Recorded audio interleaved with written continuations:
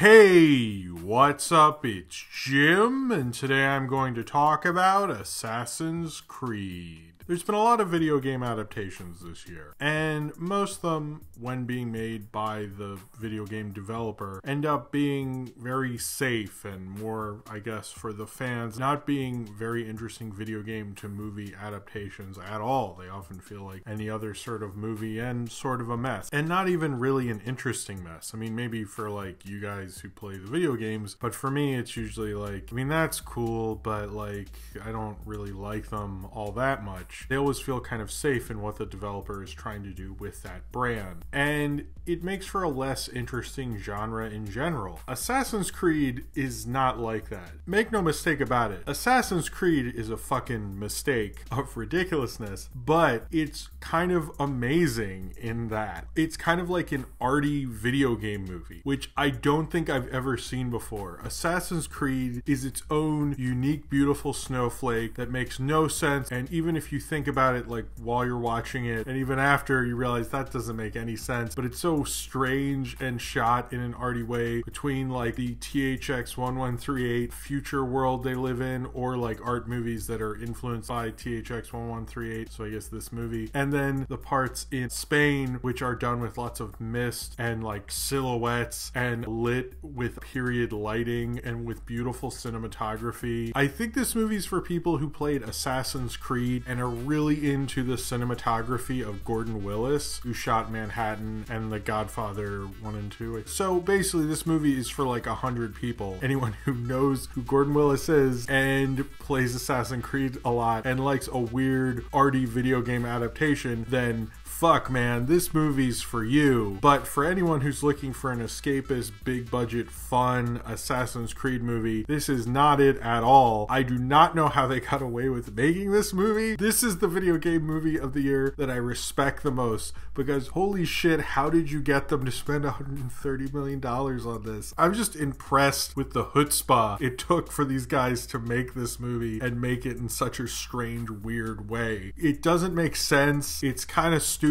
but the way it's shot and made kind of gives me faith in studio filmmaking, that big budget kind of art movies can kind of mistakenly happen within the studio system, and I kind of love Assassin's Creed for that. You don't get many like interesting failures anymore. It's usually just failures like X-Men Apocalypse or like World of Warcraft or something, and you're like, oh, this is how blockbusters are, that's cool. And Assassin's Creed, I genuinely loved watching it be the mess that it was. It is like for people who play video games and really like Darren Aronofsky's The Fountain. I sort of love the mess that is Assassin's Creed, and it is probably the first video game adaptation that I can actually say is risky and arty and strange and surprised me in what it was doing, and didn't just surprise me in how it kind of let me down. It is literally the first cinephile video game adaptation I have ever seen. Now, after a career criminal who apparently has murdered somebody, Callum Lynch, who's played by Michael Fassbender, is going to be executed, but then is rescued after he is executed by lethal injection. Then he wakes up in the the asbestos industries, I think that's how you say that, and is used to participate in the Animus project so he can relive memories from his past ancestor because of some genetic code thing, and goes back into the Spanish Inquisition to hopefully get this thing, the apple thing that Adam and Eve had, which will stop the disease known as violence, because it will take away free will or something, and he has to hopefully help them find what happened to this thing back in the Spanish Inquisition using this crazy technology thing, which you can also see him doing all those things and jumping around, as it's kind of this harness he uses to jump around with this and find out what this corporation is up to and why exactly they're really having him do this. This is directed by Justin Kurzel, whose name I probably butchered like most of the things I'm going to talk about in this video. He directed a version of Macbeth that Michael Fassbender and I believe Marianne Cotillard were in. That was kind of an artier, weirder kind of adaptation of that, and he brings that to this. And I think oftentimes when we talk about having an indie director or a director of smaller movies come and do a big budget movie, the idea is to use that indie aesthetic in a big budget movie. Most of the time that like doesn't happen, like Jurassic World. It just feels like a big budget movie like any other big budget movie, and I'm supposed to believe the acting's better.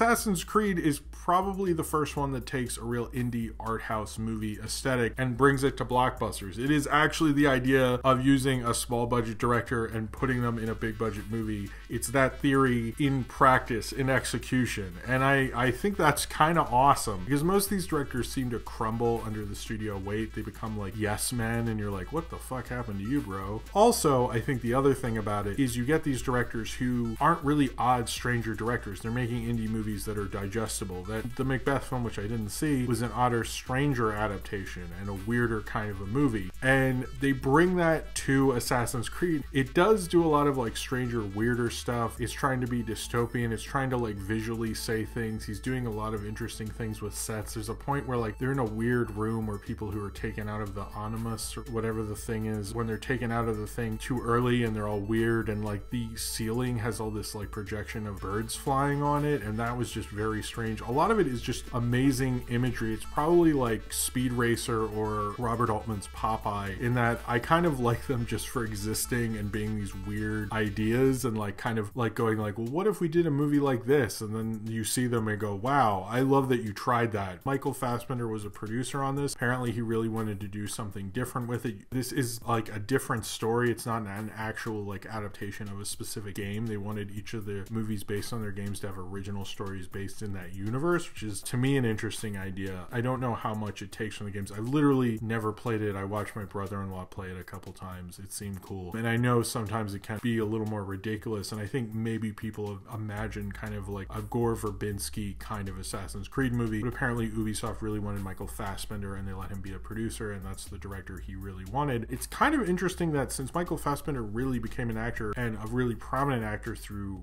Steve McQueen and like art house stuff before he did the big budget stuff, it's interesting that most people, when they become movie stars, kind of let go of that. That seems to be the aesthetic he most likes. It's kind of interesting that he chose to do it this way. I don't think it's his most charismatic role, but it's kind of like he seems to enjoy that he's in this weird art house film. Apparently it was originally 2.5 hours and they cut it down to a more forgiving length. It just gets very just weird in what it's doing. It's probably actually the only real weird video game adaptation, the only one I can see cinephiles actually talking about. I mean, the plot of this doesn't work. The idea of like finding this thing that will cure violence, like, okay guys, it was kind of trying to do the whole fate versus free will thing, I guess, sort of. It doesn't do the Spanish Inquisition stuff enough, which I've heard people complain about. The game sometimes doesn't do enough of the past stuff, but I don't really know. And I know the Spanish Inquisition stuff is cooler, but even that has this quality to it that it's semi like if Christopher Nolan actually watched art movies and didn't just watch Michael Mann movies and kind of like skim through some Criterion collections or something like that, because it does like take wholesale some shots from like The Dark Knight specifically towards the end, but then uses them in such a weird way that I'm always like, what? And I love what it does with the lighting. This was shot by Adam Arkapow, I believe, who also shot one of my more favorite movies of this decade, Animal Kingdom, and does a really, really good job with this film. It's probably one of the best shot nonsense movies I've seen in a really long time. It's just like kind of beautiful to look at, both in the Spanish Inquisition sequences and the future. And I think the director of this film uses the DP incredibly well, especially with what they do with light and silhouettes. And even though they're doing like this weird parkour stuff, finds ways to make it like visually striking and interesting, and with all this steam and dust clouds going on throughout it, finds ways to make that look interesting and beautiful and like captivating in a weird way. I can understand if people are going to be like, what the fuck, this movie sucked and it was boring and it's nothing like the games. I don't really know if that's true or not, but as someone, I guess the thing with me reviewing video game stuff is that I don't play video games. I'm a movie person, really. Get the take on the person who doesn't play the video games. Does a film hold up to someone who doesn't? And I'm not going to act like this is an amazing piece of cinema. It's probably the only video game movie that is an interesting adaptation, that takes it and does such a weird, strange thing with it, that I'm just kind of happy I got to experience it. You know, I wasn't really excited for the Assassin's Creed movie. I know a lot of people have slagged it off, saying it's bad and things like that, and it's not good, but it's kind of like one of the few interesting mistakes of studio filmmaking I've seen this year. Most of the mistakes have just been like Tarzan or something, and like Assassin's Creed, like I will remember it just for being like this weird mistake. And I think what it shows is you could take an art movie slant to a video game adaptation and do something interesting with it. When there is that great video game adaptation movie, I think Assassin's Creed is maybe more of a step towards that than World of Warcraft is, especially something that most people, when they talk about how cinema is wrong long today, they bring up superhero movies and video game adaptations, and for the most part, they're not filmed in like the most risky way in a general sense. And Assassin's Creed doesn't do that at all. It's made no stranger, odder, weirder way. And I think that's something that cinephiles can talk about, like, look at this interesting find. Can you believe this happened? And I could see this being discussed more in 30 years than probably World of Warcraft or Ratchet and Clank or Angry Birds or anything like that, just because people will be like, what the fuck is this? I could see this being an odd cult movie. I can see this taking on more than you probably think it can right now. If you're more of a video game person, less of someone who actually watches things from the Criterion Collection, not just like Wes Anderson movies and stuff, like stuff that's made by Antonioni, or if you actually know who that is, or like Terrence Malick, I think you'll be into Assassin's Creed. I don't think this is a good movie. I just find this an interesting, bizarre, wonderful thing that happened. You know, it had a crazy cast. Michael K. Williams is probably the only good person in it. Marion Cotillard is being very muted, but seems to be sort of having fun with being muted, which is like a total thing that Marion Cotillard could get away with. Jeremy Irons is just playing Jeremy Irons. It feels like everyone kind of knows they're in a weird, strange movie that no one's probably going to like, but they're kind of happy with what they made, which I sort of really love about Assassin's Creed. I kind of like the chutzpah behind it. I love that they just went and made this weird video game movie. I like that 20th Century Fox is inept enough of a studio to let something like Assassin's Creed happen. It's just like such a strange way to go about a video game adaptation. I think it might say more about Michael Fassbender and the director felt about the intelligence of people who play video games, that they could do something like this and that maybe it would work. It doesn't look like it will. I'm not slagging off people who play video games. I'm more saying because this is like, what the fuck were you guys thinking? But I kind of love that they did it. I love that this came out and that it was made. I don't think it makes a lick of sense what they're trying to do and solve. I sort of didn't care. Certain movies like The Fountain, I just kind of just sit back and go, this looks pretty, and I don't think I'll ever see something like this again on the big screen, so I'm just gonna enjoy how pretty you is and how you're made and how this exists and how I'm actually seeing this, and this actually came out. Like, it's not the 1970s, but you got away with it. That's wonderful. And that's kind of how I watched Assassin's Creed. This is probably more of a movie you'd have on at parties or in the background and mute the sound and just watch the visuals and just like be like, holy crap, what is this thing? It seems so weird. This is a future what the fuck kind of cult movie that people will appreciate in 20-30 years. I'm sure most of you will hate it, but just kind of appreciate the weird kind of movie bomb that Assassin's Creed is. And I know 2016 has sucked and hasn't been the great year that everyone thought it would be for video game adaptations, but at least we got a strange, weird adaptation of a video game. That's sort of a step in the right direction, that we could see a director do something different with a video game adaptation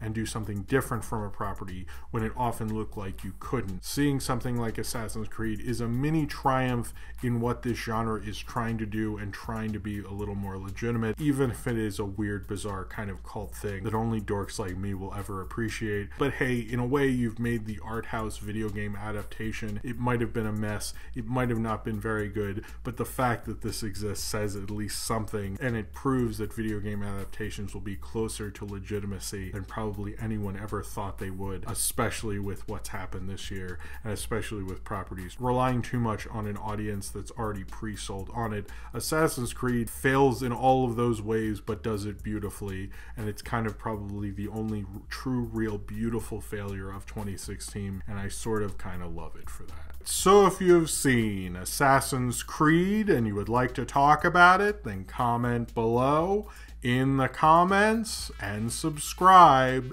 if you would like to.